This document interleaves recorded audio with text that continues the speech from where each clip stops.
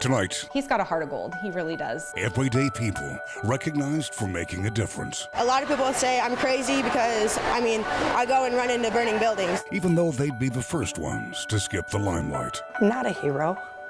I'm not a saint. I'm not an angel. I'm just me.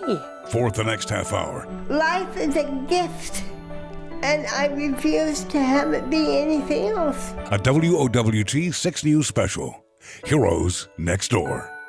Here now, Brian Mastre. Good evening. We're coming to you tonight from Memorial Park in Omaha, a place honoring heroes. I'm standing where President Truman stood in 1948 when he came to town to dedicate this park to the men and women in the armed forces. Now, heroes take the shape of all forms. Sometimes they're teachers or mentors. Maybe they're a family member. We recently asked viewers to nominate their own heroes. We begin tonight with Aaron Murray and the Bellevue kid with a new sense of focus. Inside Bellevue Elementary, Before you start, make sure you check with me. fourth grade teacher Monica Yvonne goes over strengths with each of her students. Adding and subtracting fractions. And to balance things out, they also identify areas of improvement. I'm not sure. I don't know. For Ethan Potberg, it's focus. Is it sometimes hard to focus? Yeah, especially for me. Yeah, why? Because I have ADHD. He bounced around a lot. He was all over the room. He was up and down. So Ethan's parents spoke to his teacher about ways to help him focus. One suggestion was if she wanted to bring a yoga ball and get one for him, he could absolutely have that in the classroom. Which is where his yoga ball bounced in. Why do you like the yoga ball as opposed to sitting in a chair? Because it's better to bounce and bounce and bounce and bounce. More fun? Yeah. Kind of does it let you get some energy out? Was it hard to sit in a chair?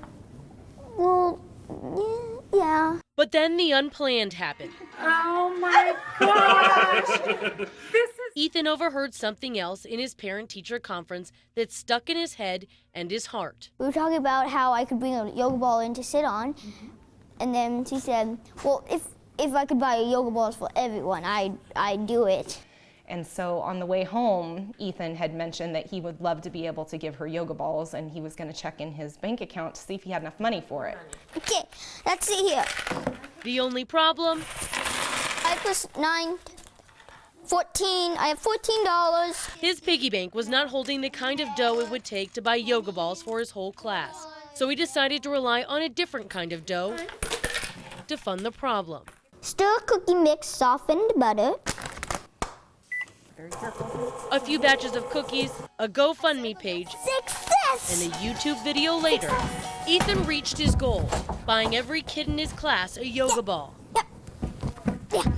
There you go. He's very proud of the fact that he's different than other kids. He learns differently, and that's kind of a fun thing to have that sort of a role model. Not all ADHD kids are like that. A lot of times there's a stigma behind it. Any kind of stigma, shut out.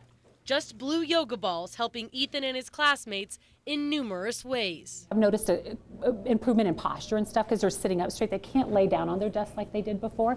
They'd have to sit up straight and tall. More bouncing, but also a lot more focus. Remember all that compassion from a fourth grader. Wow. Our Heroes Next Door special continues with an example of Mother Knows Best. Lena Tillett walks us through healthy living. A year and a half ago, Jill Mysick says you couldn't get her near a kickboxing class. I couldn't see during those dark times of grief how possibly life could get any better again. Her mother, Sherry, had just died after months of brutal chemotherapy. But despite her own failing health, in her final moments, Sherry focused on her daughter's well-being.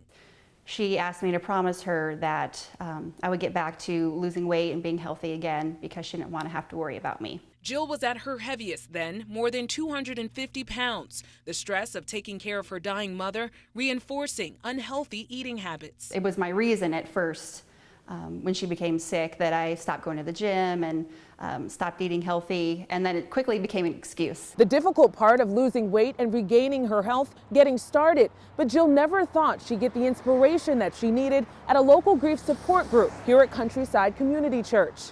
I thought I was good. I thought I was doing well, and I don't know, a couple months afterwards, I finally came to realize I wasn't doing well. At the support group, Jill met Patty Newman, who had also lost her mother to cancer just 2 weeks after Jill did. There was something about her, I just thought maybe we should just talk. Patty, a nurse and former trainer, decided to help. At first, it was really just more, I think suggesting exercise ideas. Patty helped flip the switch in me that I didn't even know I had. As the pounds dropped, their friendship grew, and it became clear Jill's quest to lose weight helped both women in their grieving process see joy again. Jill and I will never love our mothers any less. It's just, now we can smile though and say we know that they would be proud of us. In 1 year, Jill lost 110 pounds. We often hear about the failures of foster care, but what about the successes? Dave Zavolinsky reminds us that all that counts is family. 10 years ago, this man and this woman were complete strangers. I was in a lot of trouble, hanging out with the wrong crowds, not really caring for a future. When she was 14 years old, Lacey was taken out of her Carter Lake home and sent to live with Don Kuhlman and her new foster family in Logan, Iowa.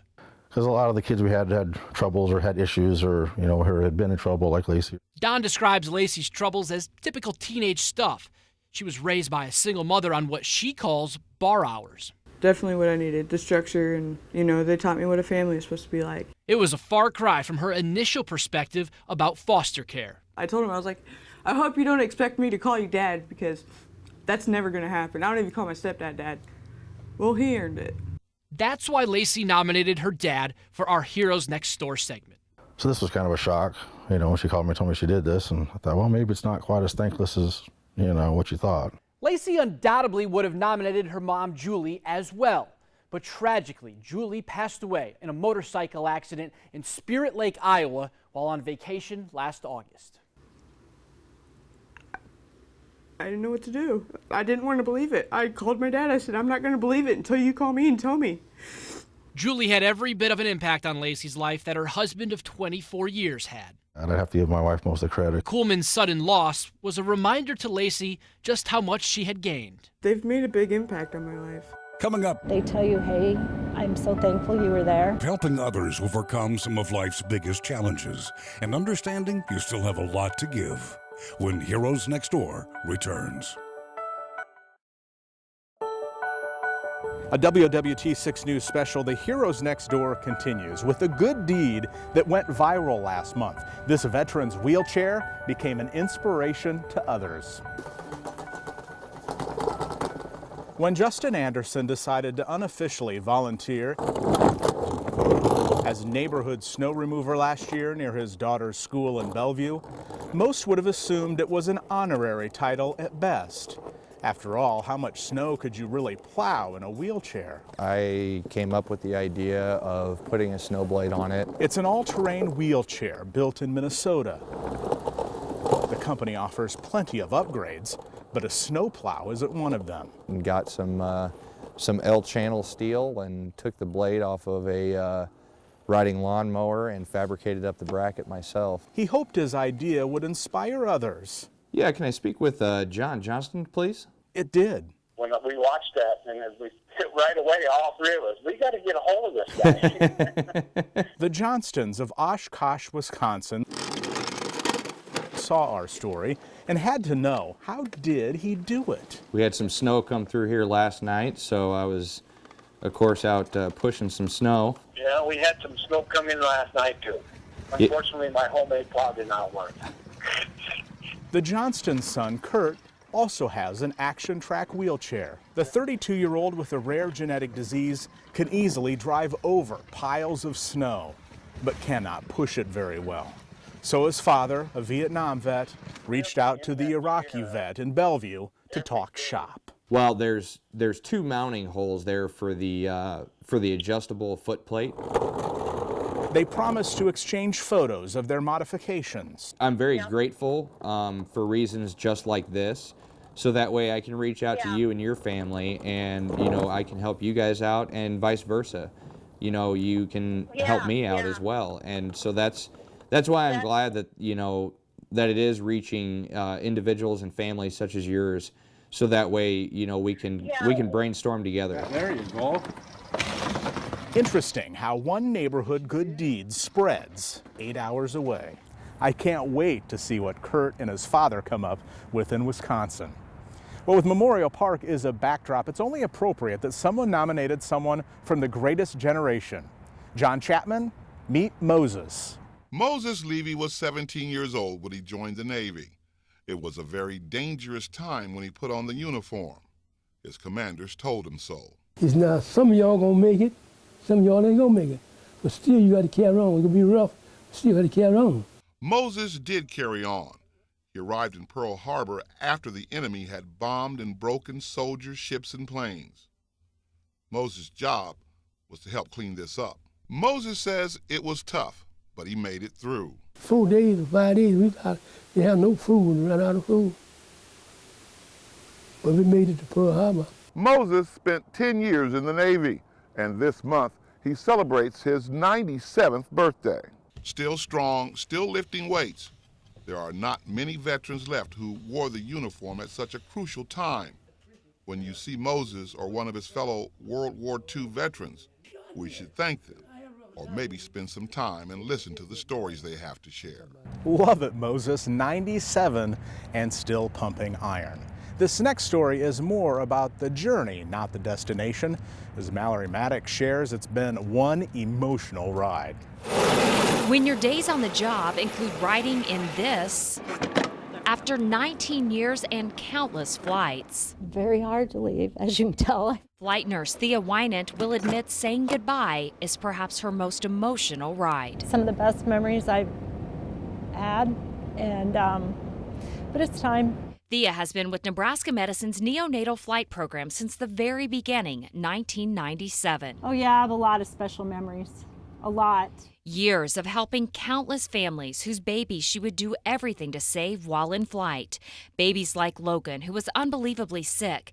Thea helped save him, and she's kept in touch with his family since. I heard from him on NICU Nurse's Day, and it was the best thing. It was like, oh, how nice is this? He's like 16. And a family that by saving Logan's life, she's forever changed. But now it's her own family experiencing change. There's so much going on that she's decided it's time to give up her time in the sky. I have 6 grandkids, and so it was just time to make a change. Thea will still work as a nurse in the NICU. She'll just stay on the ground. Coming up, I just look at him every day, and he's the strongest kid I know. meet more everyday heroes. I want to say thank you. That blesses me that you did that for me. When this WOWT 6 News special returns.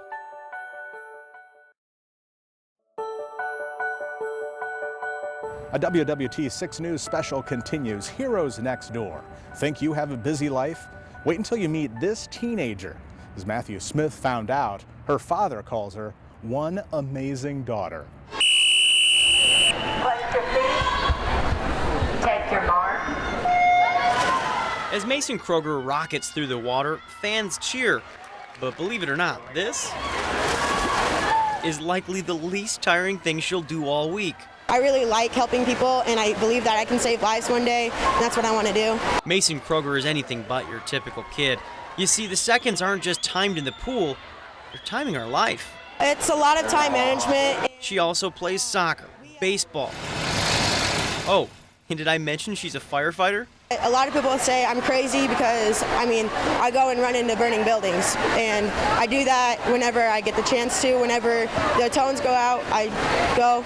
Now let's get something straight here. I said kid earlier. Mason's not really a kid, though. Sure, she's 16, but she takes college courses despite the fact that she's only in the 11th grade. So while other kids are out playing video games, Mason's here. Comes to their equipment and then gets transformed down to what we use. Taking in the latest training at the Irvington Fire Department, or the softball field, or, well, you get the point. Most people we're featuring would not use the word hero to describe what they do. As Jenna Janes explains, her interview said, "It's not special, it's just me." Buying house? As Patty Richardson plays with daughter Anala, it's clear this isn't your average family, though the feelings are the same. I love you too. The relation is a little different. Anala is one of Richardson's 5 adopted children. 4 of them are special needs. It's my life. It's what I do. I love taking care of kids, especially the special needs kids. You may remember Richardson. In 2013, Heartland Family Service recognized her for succeeding through challenges. When WOWT 6 News talked to her then, she had fostered 180 kids in 30 years. Now, she estimates it's over 300. I'm not a hero. I'm not a saint. I'm not an angel. I'm just me.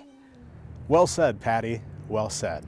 We'll meet a middle schooler in this next story. As his mom told our Jordan Shefty, he's the strongest kid I know. I pledge allegiance to the flag of the United States of America. Nathan Coon's school day starts just like every other student's at Wilson Middle School. But it's his routine before he enters the classroom that sets him apart. And it's hard to see him go through that. I mean, it's a struggle. Me and his siblings have a really, really hard time watching it. Nathan pops pill after pill, 8 in total every morning. In May, he was diagnosed with systemic onset juvenile idiopathic arthritis, which also led to some other problems. His medications have helped him overcome issues with walking, but he still tires easily and has had to cut back on a lot of his extracurriculars. Even orchestra isn't immune. I love to play, but my hand will cramp. I have to tough through it if I really want to play. But despite all these setbacks, those closest to Nathan say he comes to school each day with a positive attitude. I just look at him every day, and he's the strongest kid I know. You know, with everything he goes through, he's my hero. You can watch the full versions of these stories on our WOWT app. When we come back, a prayer warrior with a powerful message. A WOWT 6 News special continues, Heroes Next Door. It's a place where students go who've run into plenty of trouble at their other schools. Here's Reese Cole with Lisa Peebley in a place called Passages. I think that this is my calling, is to be here for these kids. This one student, when he was journaling, I think the journal was, if you had $1 million, what would you do with it? And he read the journal and turned around and looked at me and he goes, I know what I'd do. I'd buy my mom a new heart. His mom's heart isn't functioning at total capacity. But some of these kids I think they just need somebody to care. Finally tonight, she wasn't supposed to live beyond her teenage years. Boy, has she. And she shared with our John Nicely, life is a gift. Karen Coon is sometimes described as a little stubborn. It may go back to a meeting she and her dad had with the doctor when she was 12 years old. And he said to my father, Karen will only live to be 15, and she's mentally retarded. And I said, no, I'm not. Now, Karen is 71 and lives independently with the help of daily visits from caregivers. I like this apartment. This is home. Karen has cerebral palsy. Her father spoke directly into Karen's life one day at the kitchen table. And he says, Karen, what are you crying about? And I said, well, Dad, I want to go to school. And he looked at me in the eye and he said, Karen, you can do anything you want. All you have to do is work for it. And that's what she did, eventually earning a psychology degree at UNO in 1975. She typed term papers with one hand. Life is a gift, and I refuse to have it be anything else. On prominent display in Karen's apartment, the reason she lives life with a purpose. Without Jesus, John, I wouldn't be able to handle this. Even though she's confined to her apartment, Karen's days are full. The Gospel according to John. It takes me a year to read through the Bible. I don't care. I just learn more. And Karen does care about what's going on in the lives of other people. She is devoted to prayer. Unless I have a lazy day, I pray maybe 4 or 5 hours a day. And this is one of the highlights for Karen when she gets out of the apartment and gets to come to church. And it's her nephew, Sean, who's making it happen today. What side do you want to sit on? Doesn't matter, you choose. Good morning. I love it. It's the center of my existence. God's got a purpose for everybody. Those are just some of our heroes next door. Do you have someone making a big impact in your life? You can nominate them by going to WOWT.com for future segments on Heroes Next Door. Thanks for watching.